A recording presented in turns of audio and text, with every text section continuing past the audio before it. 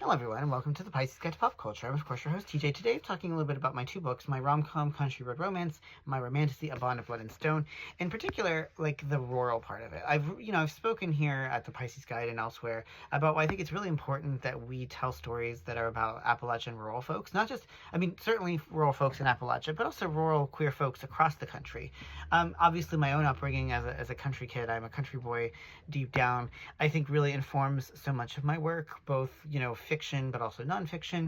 And I think that the older I get, the more I appreciate and come to terms with, and sort of I'm thankful for the fact that I was a rural person. I think that a rural person, I'm sorry. I think that generally we have this understanding of rural America as being sort of antithetical to queer life and joy and love, or deeply hostile to it. And there is some truth to that. It can be very challenging.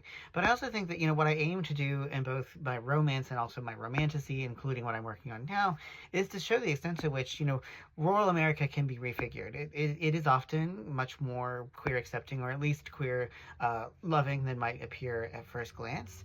And I even if it weren't, I really want to sort of envision or to reimagine what the rural spaces can look like. I see, I do it in this book, Country Road Romance, where we have our, gay couple sort of going to the country, to Jared's parents' place and falling in love during one magical weekend. But it's also a little bit there, too, in A Bond of Blood and Stone, and certainly in the sequel, where both of my heroes, Eamon and Titus, go to the country and sort of have these important moments of sexual intimacy, of emotional intimacy, and all of it, of course, is deeply queer. And so I'm sort of, I guess you could say, rendering rural America into a utopia, or in the case of A Bond of Blood and Stone, a sort of reimagined America in a fantasy setting.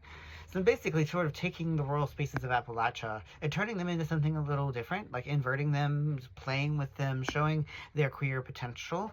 And I think that there's a lot of queer potential in those spaces, and I think it's really important that we both acknowledge that and that we celebrate it. And so that's, I don't say that I don't write all of these fictions for just that purpose. I write it because I love writing love stories, but I do think that escapist genres like romantasy, like romance, can allow us to imagine the world differently.